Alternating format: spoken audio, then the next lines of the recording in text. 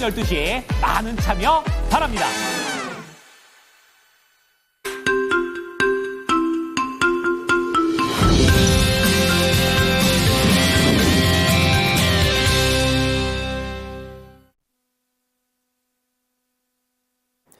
좋은 아침입니다. 모닝쇼 이건입니다. 자, 뉴욕 증시 흔들렸다가 다시 한번 간밤에는 상승하면서 거래를 마쳤습니다. 내실 있는 상승이었다라는 것이 시장의 판단이 되겠는데요. 아무래도 FOMC에서 예상 대비 시장의 불안감을 줄여줄 수 있는 파월 의장들의 발언이 있었고, 여기에 더해서 종전에 대한 가능성까지 더 높아진 상황입니다. 지금은 조금 더 매파적일 것이라고 생각했던 시장이 비둘기파적인 쪽으로 기울게 되면서 3대 지수 모두 다 올라갔는데요. 오늘도 모닝쇼를 통해서 이러한 내용들 세부적으로 알아보겠습니다. 자, 첫 번째 하이라이트입니다. 파월 의장의 발언이 있고 나서 미국의 3대 지수는 장 후반에 상승세를 더하는 긍정적인 모습을 보여줬었는데요. 우선은 내용 자체는 연 2회 계속해서 금리를 인하할 가능성이 있다라고 기존하고 똑같이 얘기했고, 그리고 앞으로에 대한 불확실성이 있기는 하지만 좀 더 예전보다는 덜 매파적으로 움직일 수 있다는 것을 언급하게 되면서 시장은 안심했습니다. 자, 그런 가운데 반도체 쪽에서도 분위기가 좋았는데요. 엔비디아의 젠슨 황 CEO가 GTC 2025에서 미국의 관세 정책에 대한 질문에 단기적으로 회사에 큰 영향력은 없을 것이다 라고 일축했습니다. 자, 그런 가운데 종전과 관련해서 러시아와 미국이 최근에 회담을 가졌다면 그 회담 내용을 가지고 우크라이나 대통령하고도 얘기를 했는데 역시 분위기가 나쁘지 않았습니다. 본격적인 실무회의를 하겠다라고 SNS에 글을 올리게 되면서 종전에 대한 분위기에 좀 더 파란불이 켜졌습니다. 밑으로 내려와 보시면 오늘 여러 가지 종목들이 움직였었는데요. 테슬라 그동안 너무 부진했죠. 강한 회복세를 보였습니다. 다시 한번 투자 등급에 대한 부분 상향 조정이 됐고, 또 로보택시와 관련된 모멘텀이 이날 상승 재료였습니다. 두 번째는 보잉 체크할 텐데요. CFO가 재무 상태가 많이 개선됐다고 얘기를 하면서 작년에 있었던 사고라든지 큰 피해를 볼 수 있었던 내용들이 많이 좀 상세화됐다라고 얘기한 점, 보잉의 강세의 재료가 됐습니다. 자, 다음은 식음료 쪽에서 제너럴 밀스 보겠습니다. 실적이 좀 부진하게 나오게 되면서 이날 호실적과 그리고 실적이 부진한 기업들의 뚜렷한 차별화 장세가 나왔는데요. 제너럴 밀스는 하락 쪽에 위치해 있었습니다. 그리고 제약바이오 쪽에서는 길리어드 사이언스가 있었는데요. 관련된 상품 파이프라인 중에서 이 정책에 대한 도움이 없어질 것이다라는 내용 속에서 이날 하락했습니다. 자, 오른쪽으로 넘어와 보시면 오늘 모닝뉴스 준비가 되어 있는데요. 첫 번째는 AI와 관련된 소식입니다. 국내에서는 국가전략기술로 심사에 돌입한다는 얘기를 하게 되면서 다시 한번 AI가 좀 더 올라갈 수 있는 그런 계기들이 나오고 있는데요. 세부적인 내용 점검해 보겠고요. 두 번째로는 배터리에 대한 소식이 두 가지가 있는데 그 중에 이제 리튬 쪽을 먼저 보도록 하겠습니다. 리튬 기업에 투자를 하는 LG가 되겠고요. 클린테크 분야에 집중 육성을 하겠다라고 얘기했습니다. 자, 그런 가운데 개별적으로 M&A 소식도 있는데요.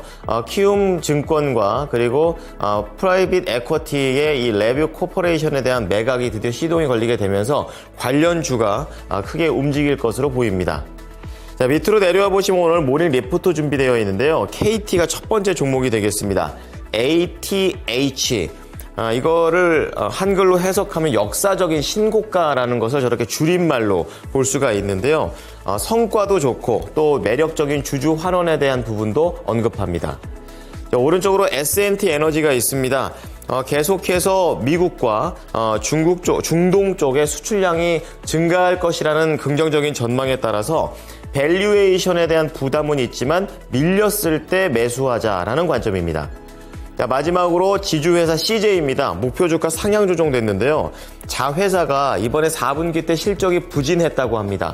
하지만 올해 1분기 들고 올해 전체를 봤을 때는 계속해서 추세적인 우상향을 할 수 있다라는 쪽에서 긍정적인 내용을 언급하고 여기에 세부적으로 올리브영에 대한 내용들도 얘기해 줬습니다. 자, 뉴욕 증시 3대 지수 체크해 보겠습니다. 이날 모두 다 올랐고 장 초반 대비 장 후반에 더 추가 상승을 한 것이 지수의 움직임이 되겠습니다. 이제 그런 가운데 이날 금리 인하가 기존과 동일하게 연 2회였기 때문에 시장에서는 1회로 줄지 않을까 이런 생각을 하고 있었는데 2회여서 상승할 수 있었고요. 또 기술주가 이러한 배경 속에서 일제히 올랐습니다. 그래서 나스닥 지수만 1.4% 올라가면서 다우지수 0.9, S&P 1.0보다 좀 더 두드러진 상승세를 보였습니다. 네, 첫 번째는 금리 인하와 관련된 소식 보겠습니다. 이 연준의 파월 의장이 불확실성을 이유로 긴축을 더 유지한다고 밝혔는데요. 기준금리는 예상대로 동결이 됐고요. 올해 금리 인하를 2회로 전망하면서 시장의 예상치에 부합하는 결정을 내렸습니다. 파월 의장의 발언들을 보면 최근에 인플레이션에 대한 기대치가 단기적으로 지표적인 측면에서 상승했다라고 얘기를 했고 시장과 설문조사에 기반한 지표 모두에서 이를 확인할 수 있었고 소비자와 기업 설문조사 응답자들은 관세가 주요 원인이었다라고 꼽았다고 얘기합니다. 그런 가운데 경제가 계속 강세를 유지하고 인플레이션이 지속적으로 2%에 이동하지 않는다면 더 오랫동안 긴축 정책을 유지할 수 있다라고 얘기를 하게 되면서 말 자체는 매파적이었지만 시장에서는 이것보다 더 심한 매파적으로 예상했었기 때문에 오히려 상대적인 비둘기파적인 발언이었다라고 해석했습니다. 다음은 엔비디아 소식입니다. 엔비디아의 젠슨 황 CEO가 미국의 관세 정책과 관련해서 질문을 받았는데요. 단기적으로 큰 영향력은 없을 것이라고 얘기했습니다. GTC 2025에서 젠슨 황 CEO는 우리는 미국에서 AI 칩 생산을 매우 기대하고 있고 파트너사들도 미국 내에서 제조를 하기 위해서 우리와 협력하고 있다고 얘기했습니다. 또한 장기적으로 미국 내에서 이러한 제조는 충분히 가능하고 우리는 그렇게 할 것이라고 전망도 얘기를 했고요. 또 이것과는 다르게 중국의 AI 스타트업인 딥시크의 등장으로 더 낮은 인프라 비용으로 AI 성능을 개선할 수 있다는 주장에 대해서 딥시크가 대중화한 추론 모델은 더 많은 칩이 필요하다라고 얘기를 하게 되면서 낮은 비용에 대해서는 일축했습니다. 자, 다음은 종전과 관련된 내용인데요. 이 젤렌스키 우크라이나 대통령이 미국과 곧 종전과 관련된 실무회담에 돌입한다라고 얘기했습니다. 젤렌스키 우크라이나 대통령은 우크라이나와 미국 팀은 가까운 시일 내에 사우디아라비아에서 만날 준비가 되어 있다라고 얘기를 했고요. 그리고 양국이 협력해 전쟁을 끝내고 지속가능한 평화를 이뤄야 한다는 데 동의했고 미국의 이런 방향성과 지도 아래 올해 안에 이런 평화를 이룰 수 있다고 믿는다고 얘기했습니다. 또한 양국은 지속적으로 연락을 유지하면서 대표단을 통해서도 협력을 하자고 합의했다라고 밝혔습니다.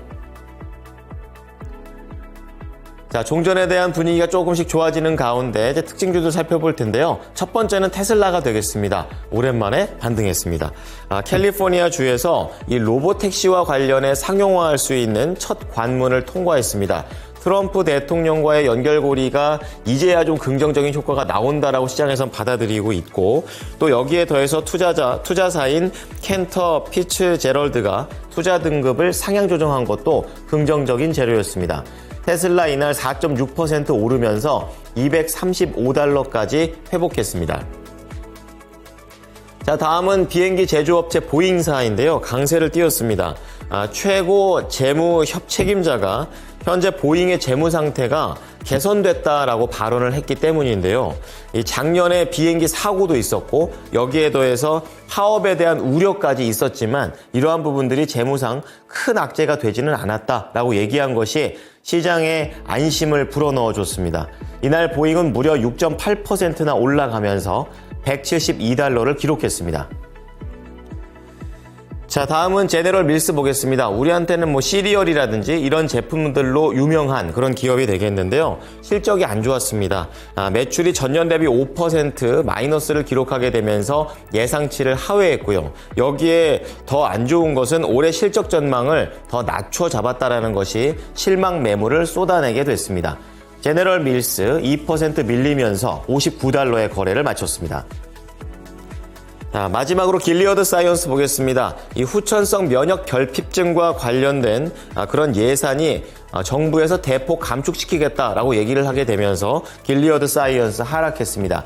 2.4% 밀렸고요. 그나마 장중에 회복한 게 저 정도입니다. $107의 종가를 형성했습니다.